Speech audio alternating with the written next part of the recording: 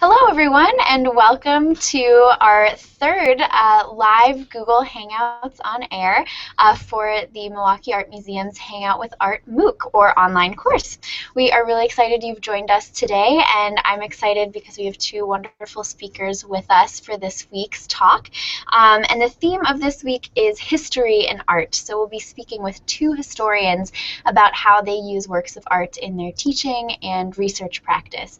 But before we dive into the topic, I want to just set a little context, share a bit about what this Hangout fits into.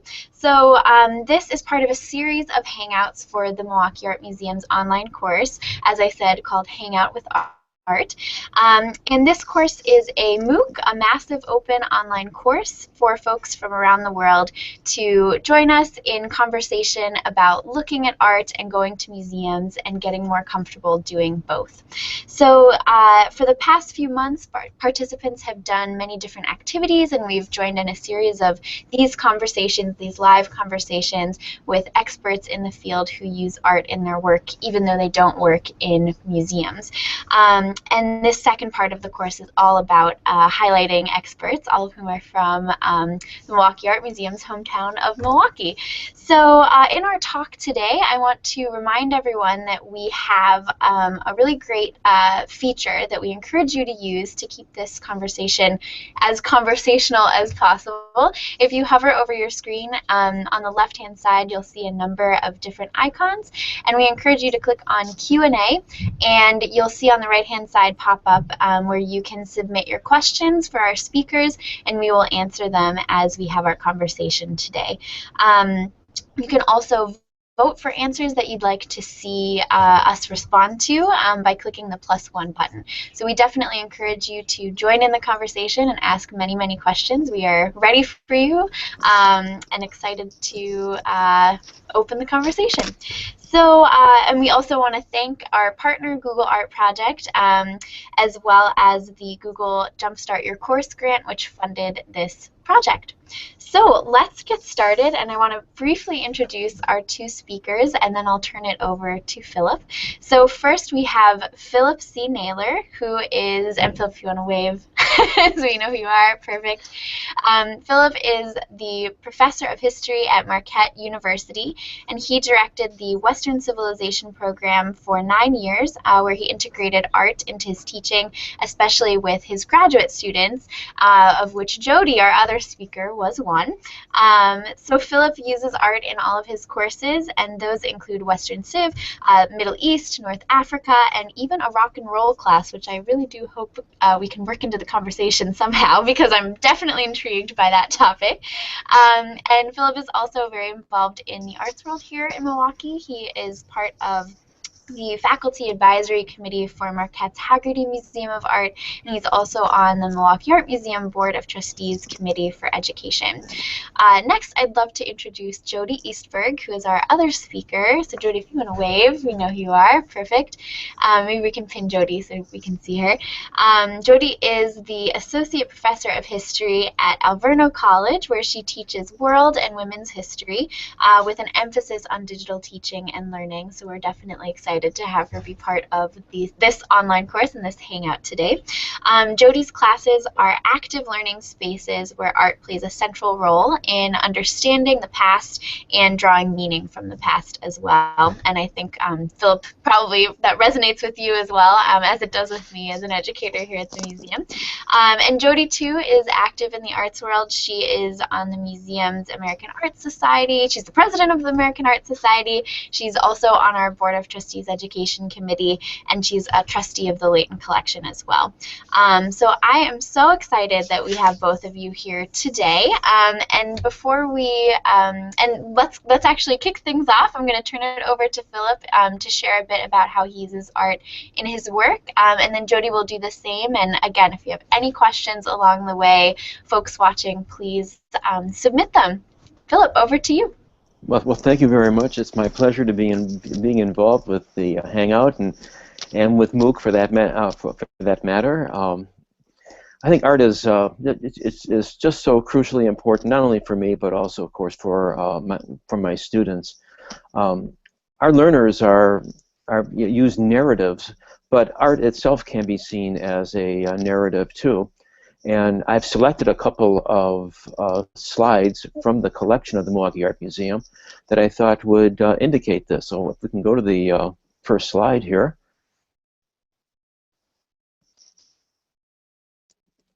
It should be coming. Yep, we'll bring it up in a second. It should be coming right now. Okay. There you go. There it is. Okay, this is the Ascent of Ethiopia, and this is by Lois Mailou Jones. Lois Mailou Jones is a very significant African American artist, and she was a professor for 50 years at Howard University. And this particular piece just gives you an idea of how one piece of art could just serve as a foundational source for an entire course, let's say in African Americana. If we begin by looking at this particular slide, by looking at the foreground, we see a picture of a queen. This queen could either be Ethiopian or possibly Egyptian. Now this work was done in 1932, so you have to place this in context of how African Americans were looked upon at this time. And as we all know, there was a great deal of institutional discrimination and prejudice against them.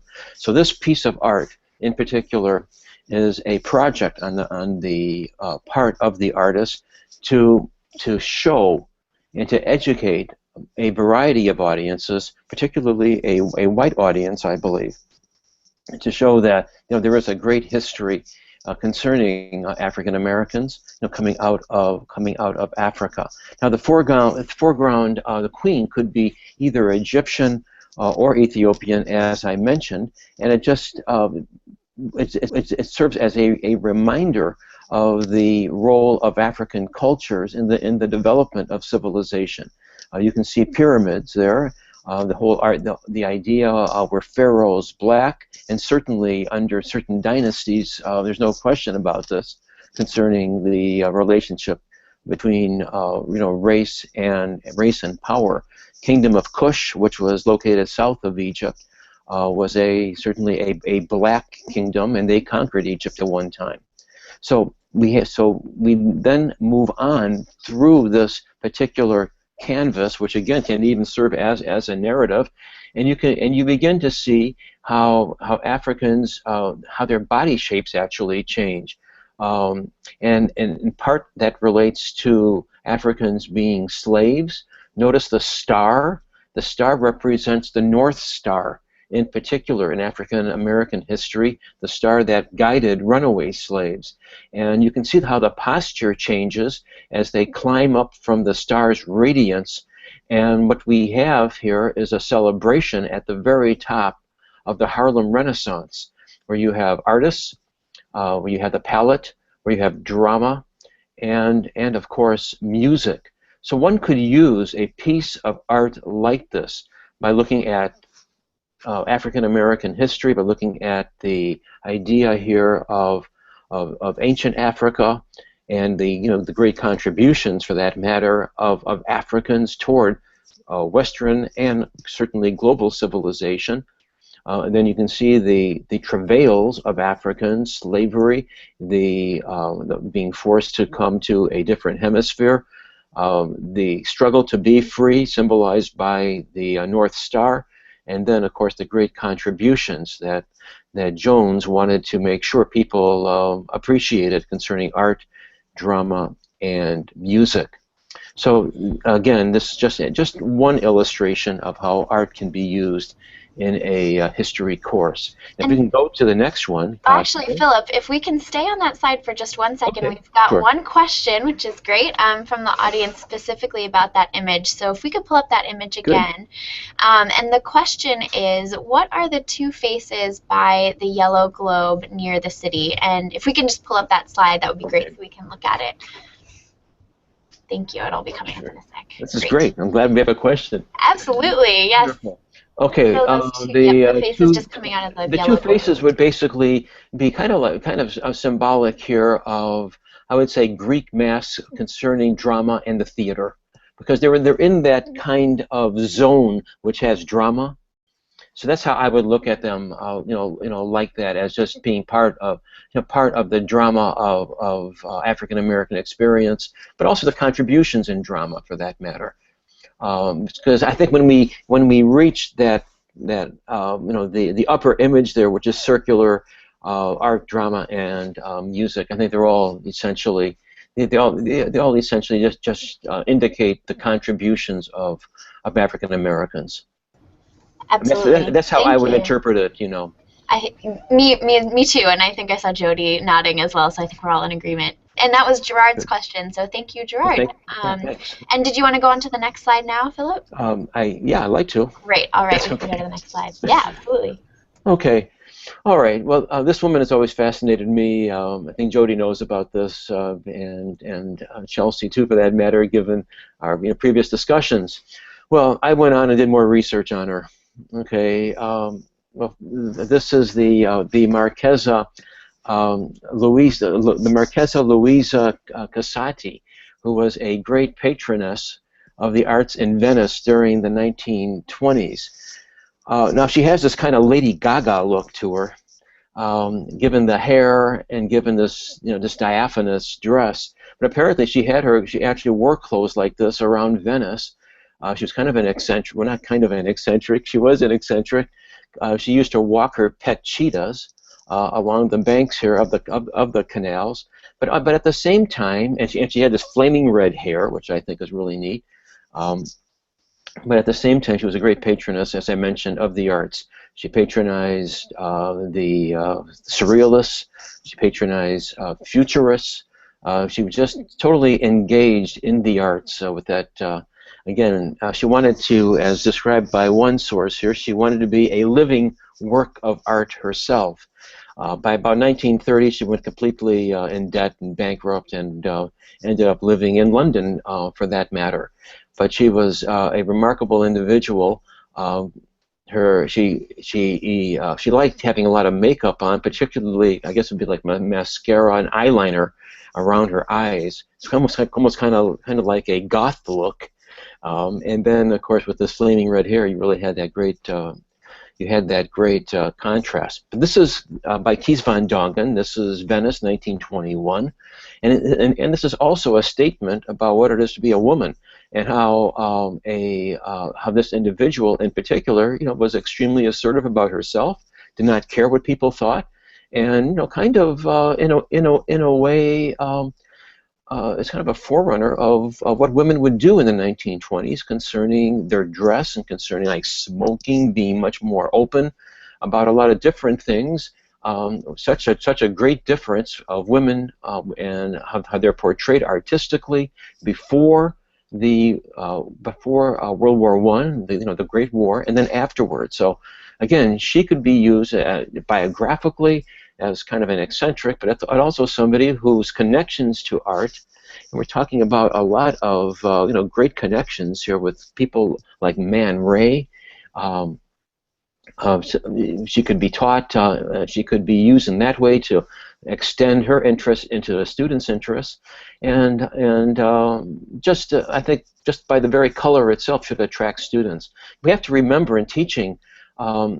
Something that we have to do is to try to reach each student, and you have students who can be reached just through traditional narratives and printed works, and also students who really whose cognition is particularly perceptive when it comes to visual documentation, and that I think is the key why I really like using art, because it's just another way to ensure that students are learning something. Wonderful. And actually, this might be a good way to link your and Jodi's comments. So we have another question from Mary, who asks, what gave you the idea to use art to teach history? And maybe that's something that you could answer, Phillip, and then Jodi could answer as well. Okay. Well, I always liked art myself, and so in a way, it's a selfish thing. I have to admit. I mean, I like the fact that what art does is that it just shows the potential of human beings. It shows every aspect of being human. It shows love. It shows hate. It shows what humans can actually think of. concerning like being creative. To me, it's very inspirational, and again, it is a way to reach certain students who might find your course to be terribly boring, except that all of a sudden something comes up on the screen, which maybe the color, maybe the image itself, kind of excites them, and that could open up also all sorts of doors. So, and that's what I tried to do with students like Jodi, who of course was more than receptive, and so I mean I'm very proud of her, but I wanted my TAs in particular to extend that type of attitude for appreciating art to our students. Yeah, and obviously I learned or had the idea in part because I had Phillip as a mentor when I was learning how to become a college professor. But when I think about that question, I have to go back to even high school, where in high school our curriculum was designed, I was part of humanities program then, and so as part of doing your literature, part of doing history, we actually took art history in kind of a way that complemented those other materials right away. So I think just in general I've had these exceptional instructors since when I was young that included art in their practice. So the other piece of that is that when I was learning to be a historian, oftentimes my instructors, and not just Phillip, would use pieces of artwork as texts that we were learning how to read. And that's especially true when you're doing ancient history or medieval history. I can remember reading objects as texts, as part of that narrative, as part of that primary source material that we needed to include in our understanding of history. So what gave me the idea to use art? Great teachers. I'm really, really lucky that way. Wonderful, and I think that theme of reading art and finding narratives in works of art is something that has definitely continued in a lot of these conversations that we've had thus far in the course. So those of you who have been part of the course, I'm sure that definitely rang a bell. Last week we heard from Carol Barrowman, who's one of Jodi's colleagues at Alverno College, and Phillip may know her as well, who's an author, and we talked a lot about finding narratives in works of art and reading symbols in works of art, and I think this is a really nice way in putting it in this historical context to think about taking that even a step further, to use it not just as kind of a creative spark, but also to use it to illuminate important moments in history, and use it to really give context and help it be a real, true primary source to the time period. So I think that's a really great link. Jodi, would you like to tell us a little bit about how you use art in your work? Sure, I'd love to. So like Phillip, I use art in my history classes that I teach, but I wanted to talk a little bit about my research as well. So I have three kind of central themes when I think about art and history, and one is that first of all, art is central to history and historians, to all of us. And one of the reasons is because art is used to memorialize events and also attitudes, cultures, and feelings. So oftentimes people are very purposeful about expressing in their artwork historical moments to memorialize parts of their lives or part of events that are happening around them. And in that way, art is regularly used to tell our own histories, whether personal or communal histories about ourselves, about the worlds we live in. And then the third kind of prong is that I think art creates new history through controversial ideas and path-breaking ideas. So if we can go to my slideshow, I'll kind of show that in those three ideas in that Google Art gallery that I made. This is a really great resource for those of you who might be watching who are teachers or really just love art, that you can make these galleries in Google Art Project. So I've made one. What my research is that I look at British attitudes towards China in the late 18th, early 19th century. So as things like the tea trade, and they were trading in porcelain and all sorts of goods between Great Britain and China, how did people perceive China from Great Britain? So we have here a picture of the Cantonese factories, and the sketch was made in the 1780s, but the painting was done in the early 19th century. And I think this is an example of where art memorializes events So this artist was trying to capture what does trade look like. And of course, this wouldn't be, it's not a photograph. This is the artist's sketch that he's made and then a painting that he's done much later, but he's capturing, memorializing this really robust international trade that happened. So if you can go to the next slide. And here we have a painting done of the interior of a Chinese artist studio. So it's like an art workshop. And one of the things that the Chinese exported to Great Britain were what are called export paintings.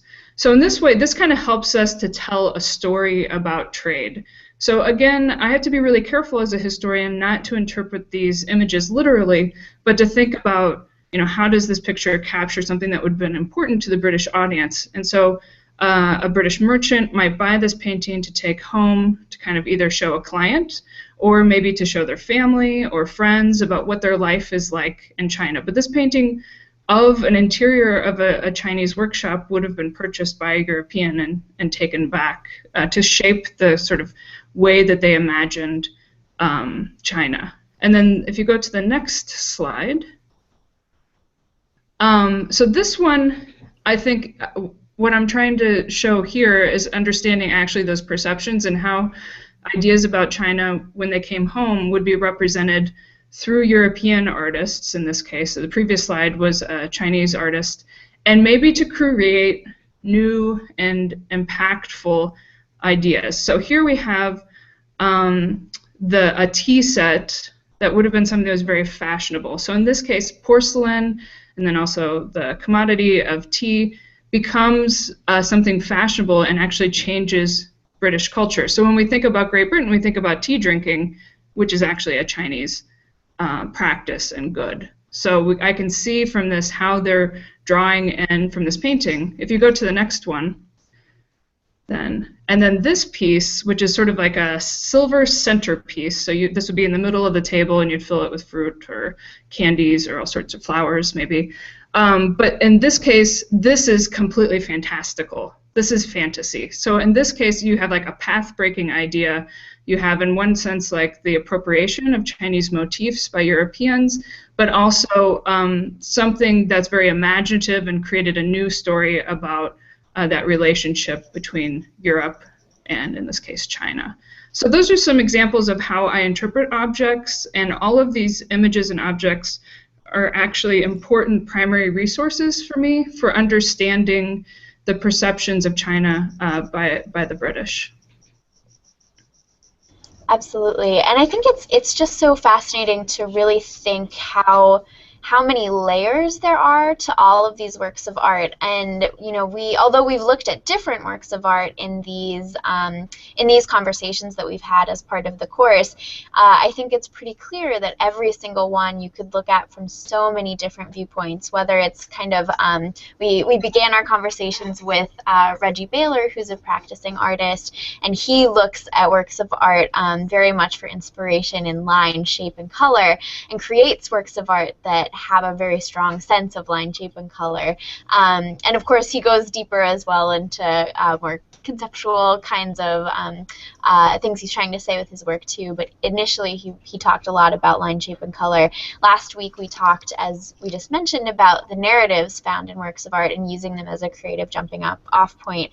And I think now this is a really great transition to yet another layer of works of art, which is this kind of social history and a very complex kind of idea of not just what is a culture like, but what does a culture think of another culture. And it's so kind of magical that you can get at that through one object, one really beautiful, cool object that now I too would like a silver centerpiece shaped like a kind of like a pagoda to hold my fruit. That would be kind of great. So besides that, though, to think like, wow, this object can tell us so much about an actual historic person's thoughts and feelings about a whole other culture is really powerful. Well, right. I mean, it's the imagination of the other, and I think that one can, use some material culture like that, particularly, that's the centerpiece, and then, it creates an imagination, it creates an image, but that has all sorts of repercussions, political, social, as well as cultural, and dare I use, Jodi, the word transcultural, but absolutely use it, transcultural. But the point is that that too is extremely important in my North African work. I mean, I'm always dealing with Orientalism, whether if it's colonial Orientalism or post-colonial, and again, it's how one perceives the other. Well, and for me, for my research, one of the questions that I had going into doing the project that I was doing was the way that history is written is that just because of the way trade was done, that the Chinese and the Europeans were very segregated from each other, that they didn't actually have very many interactions. But if you take it at the level of art, and let's say that their personal everyday interactions might have been limited, but certainly their imaginations were integrated. There's that interpretive wanting to be close to that other culture and understand it, or at least to imagine about it or fantasize about it. So to me, it's like maybe physically not everyone's interacting, but if you have a tea set with Chinese figures on it sitting on your table every single day, you're having an interaction with that culture. Well, I mean, this is exactly right. And this whole idea of chinoiserie, these were Chinese who understood the market, basically. Oh yeah, definitely. Understood what Europeans wanted, and I mean, some of the things that they produce, as we recall, from even from the Western Civ course, were kind of not necessarily Chinese, but at the same time, they might throw a Chinese figure in there, and that was, I mean, extremely shrewd, great business, and it worked out very well for everyone on all sides.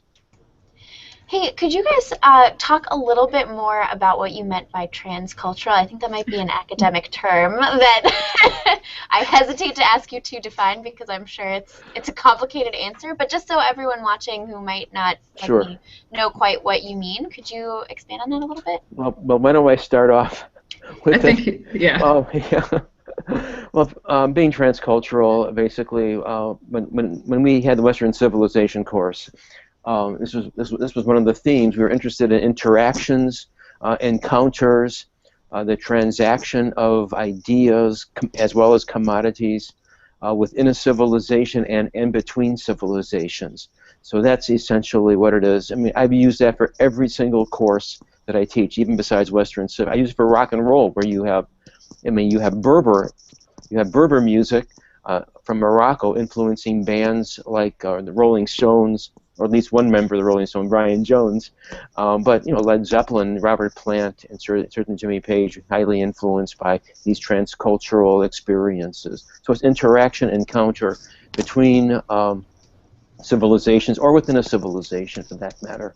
Great. Thank you for defining that, and thank you also for working the rock and roll course into our conversation as per my wish. It's a good example. It's a good example. But that's a really wonderful, I think, term, especially thinking about art nowadays and using art as a tool to understand other cultures. It makes me think of what we do on the internet, that the internet has opened us to being able to understand and talk to and interact with folks from all around the world. And in fact, many of our participants in this course are from outside of the U.S., which is really exciting. So that kind of importance of understanding a global culture and also understanding the seeds of where that global culture kind of concept started out in the roots of trade between countries way back when is, I think, really important to kind of know a bit about that history.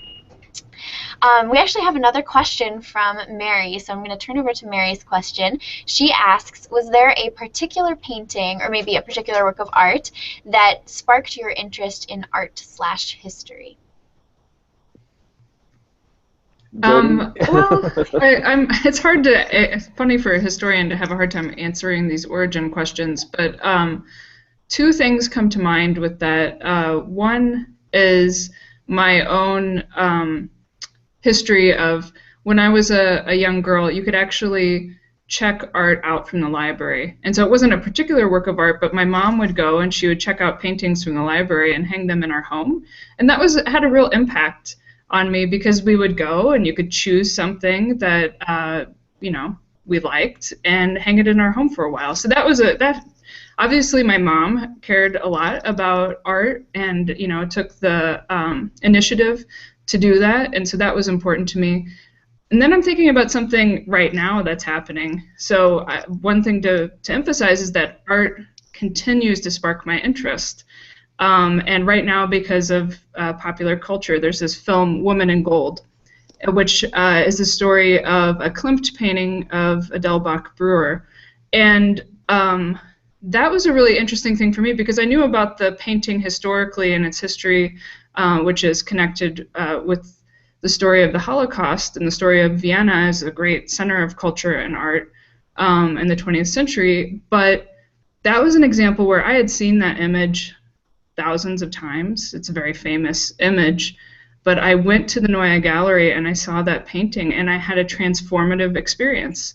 That seeing that work of art in person brought a depth and understanding to the history, not only of that object, but the actual context of Vienna and Austria during the Second World War, which I'd studied many, many times.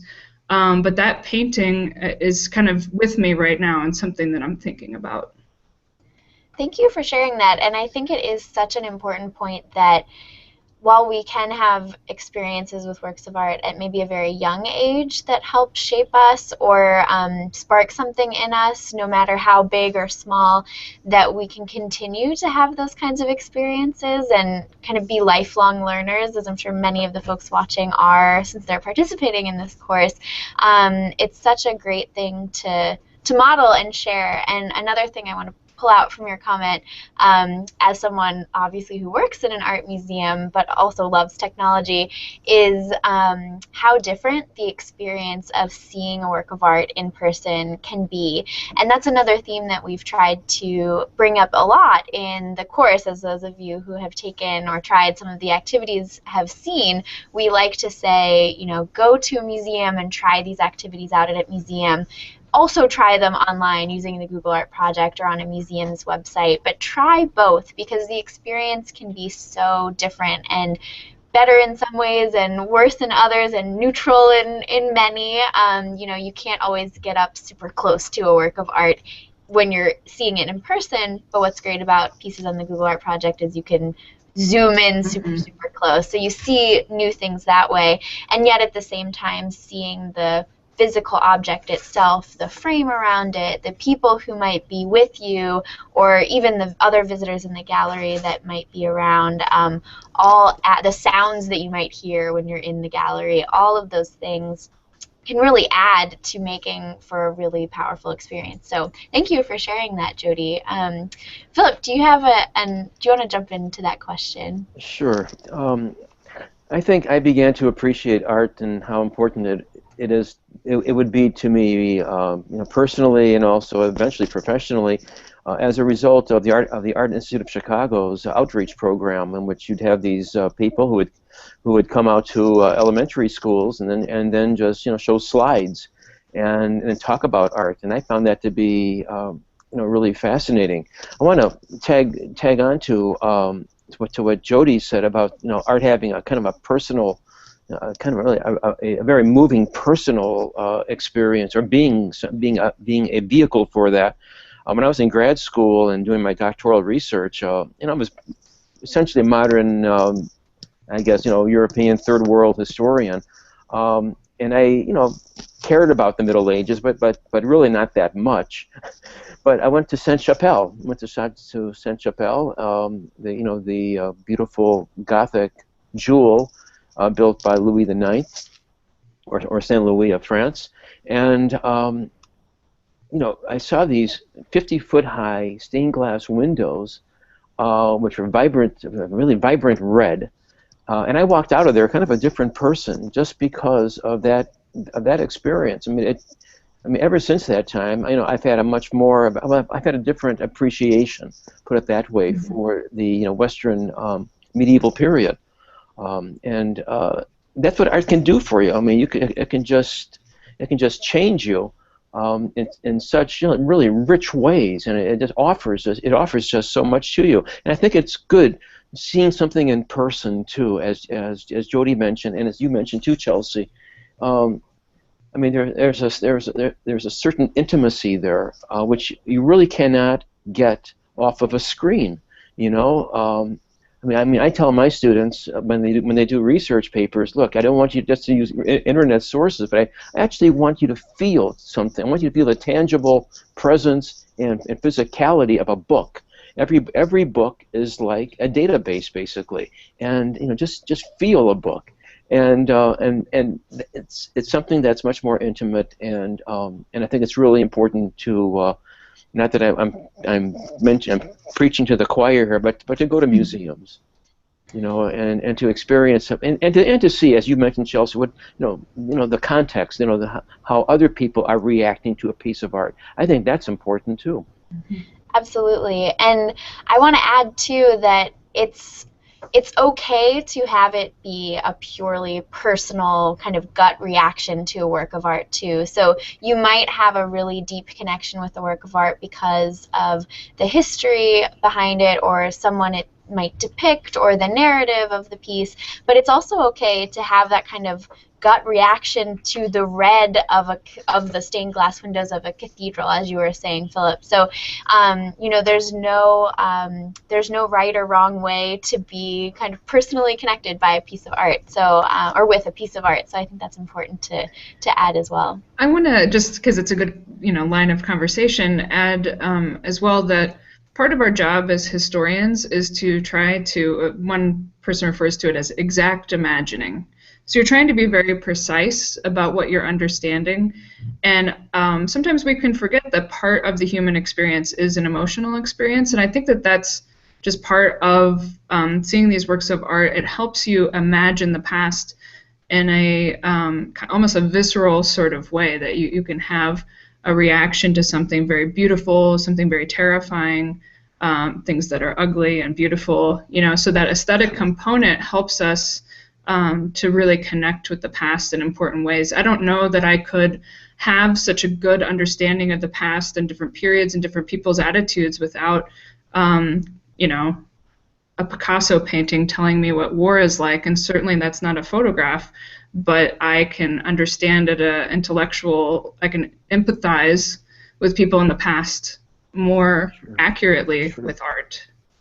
Yeah, I mean, it just takes you to different levels of the self, basically. I mean, not that I want to get really deeply philosophical or anything, but you know, you begin to learn a lot about yourself just by looking at a piece of art, and that too can be you know, really exciting. And I mean, it's an explorative engagement, but I mean, it can be a bit, you know, frightening, and that's okay too. It can be a little bit dreadful, a little bit anxious. You know, you can have some angst with a piece of art, and that's good too. So art just offers you all of this. Absolutely. So I'm curious I think you started to touch on this, Jodi, but for both of you, is that kind of emotional experience, is that one you try to bring to your own practice as a historian? You know, you talked about how that emotional experience is one that's important in looking at a work of art, and with this concept of kind of exact imagining of history to really understand a time period. And I'd love to know, you know, I think often we have maybe a stereotype of academia as something that's very removed and neutral, and perhaps with art as well, certainly with art history, that, you know, we have to have this neutral bystander kind of attachment to an object or to a subject area. And I'd love to know if you kind of apply that emotional connection and concept to how you teach or research history. Sure. For me, for my teaching, one of the things I do with my students that I think gets at that is that I have an assignment where they go on a web resource like Google Art Project, and they select an object. And this is particularly, I do this in when I'm teaching ancient world civilizations. I find students have quite a bit of distance between themselves and those people in the past. They have a little bit harder time understanding their perspectives. And so I have them select an object. There's one that's like a Indus River Valley stone sheep. And they have to write a first-person narrative as if they're the object itself. So something that does by like taking on the persona of an artwork is, one, you understand the actual artwork, how it was created, why it maybe, you know, we don't know a lot, for example, about the people of the Indus River Valley civilizations. We know some things, we have many artifacts from them, but, you know, they're doing archaeological work, they're doing the work of an archaeologist and trying to understand what those objects and works of art are. So by taking on that kind of first-person, first-object perspective, I think I'm trying to get at that particular type of understanding. Do you want to jump in, Phillip? Sure. Well, the idea of trying to get students emotionally involved with something, really getting them engaged, I think is crucially important. What I'm doing on Thursday, for example, is that I'm in the midst of showing all these slides now concerning the Renaissance, and I'm going to reach Durer, hopefully on Thursday. Well, I've arranged it with the Haggerty Art Museum to pull out all of these Durers that we have here at Marquette with Lynn Schumau, our great educational curator, and she's going to have them all. She's going to have I believe 6 of them set up just for my class, and I'm bringing them over. I'm going to stop lecture, and right after I complete talking a little bit about Durer and say that, look, I'm not satisfied with this, you know, and we're going to have to do something about it. And I'm going to have them experience, you know, firsthand looking at Durers, and I think that's one way to again, to not only get them, you know, engage with the art, but it's also a way to kind of, you know, open up opportunities for them to appreciate art. Instead of just looking at it on the screen, oh, that's a great, you know, engraving. Let's look at the real thing, and we'll be doing that. So, but That's awesome. I love the idea that Jodi has, though, about about using an artifact from the past and then having students directly engage with it like that. I think that's really cool. I'm not surprised. Learn from the best. Yeah, and those are wonderful ways to really just help those personal connections happen. And as someone who actually wrote a thesis about Albrecht Dürer, I'm super excited that you're taking your class to see those works. Come on over. And I think, you know, the really great thing, many museums have a print room or a print study center or works on paper study center where you can just make an appointment and go and look at these pieces. So with works on paper, they're very fragile, so they can only be out on view kind of for the general public in the museum for about 3 months so that they don't get yellow and aren't exposed to light too much. But folks are always happy in museums to, you know, take appointments and bring folks in to see the works in person. And actually, it was an Albrecht Dürer print that sparked my love for art history. I took a class trip in high school to a print study center, just as your students are going to do. And when I saw it in person and not on a PowerPoint, it blew my mind because his work is really amazing. And side note for those watching, I have a whole list of links that I'll add to our Google Plus page to some of the artists or artworks that we've been mentioning. So I'll post some links so that you can look at the visuals afterwards. So I know we're close to our time, which means that it was a great conversation that has whizzed by all too fast, but maybe just 1 or 2 last questions that I have for all of you. And folks watching, if you have any last questions, do throw them in the Q&A section. But one thing that I've been trying to ask all of our speakers as kind of a takeaway for our participants is to tell us a bit about how you go to museums. What's your method for visiting a museum? Do you like to wander? Do you like to kind of have a plan of attack or specific things you want to see?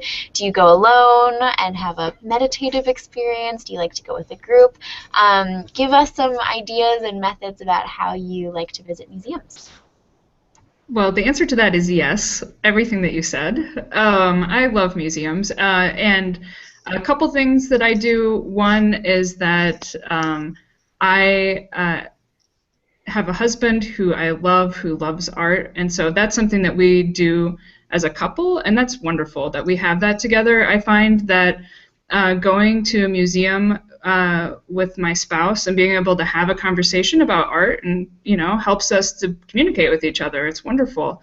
The other thing I like to do is I like to have like an artwork that I kind of check in on from time to time. So just identifying a piece of artwork in a local collection, or even a piece of public art in your community that you like to drive by and see, how's it doing today? How does it look at this different time of day? How does it look when I feel this way or that way, or when I'm thinking about this topic or some other? So, you know, maybe choosing a work of artwork that's kind of, you're going to steward for a while, know where it is and check in on it. That's what I'd recommend.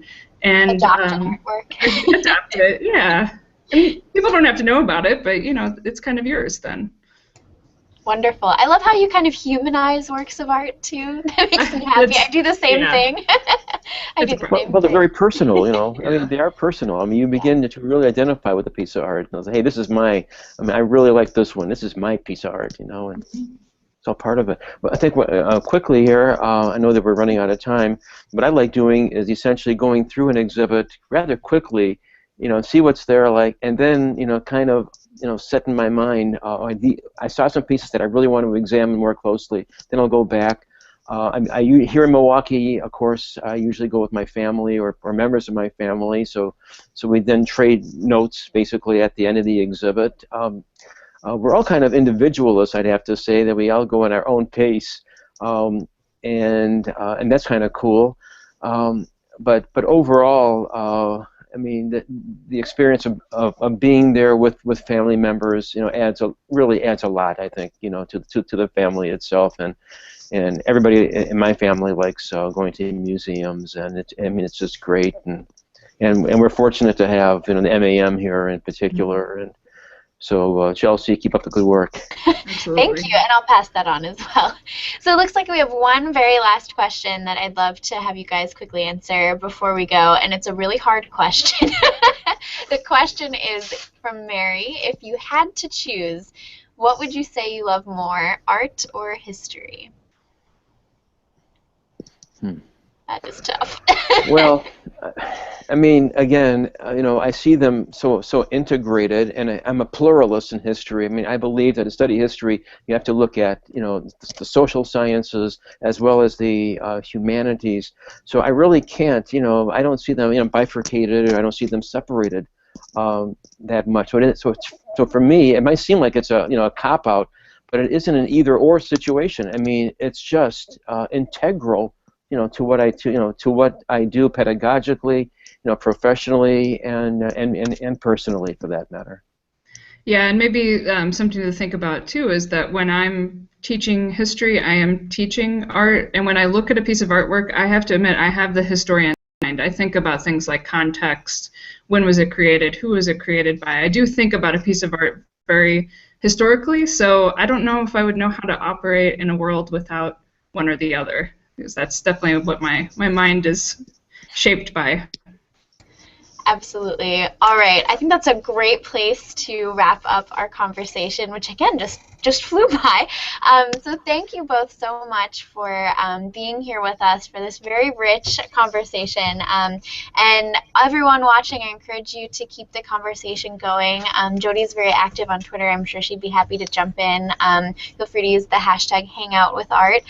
If you have any other thoughts, or if you're watching at a later time, not when we're live right at this moment when I'm speaking, feel free to jump in and we'll keep tabs on the conversations. So Phillip and Jodi, thank you again. And for those of you watching, we would love to have you join us next week for our next Hangout with Art. The topic for that talk is art and culture with two community members here in Milwaukee, Anwar Floyd Pruitt and Adam Carr. So we are very excited to have them join us next week, same time, same place, well, different link, but you know, Google+, Hangout on Air, and we will tweet out the link as well. It'll be Tuesday at 1. So Jodi and Phillip, thank you again so much for such a great conversation. Thank you. Thank you. All right, bye everyone.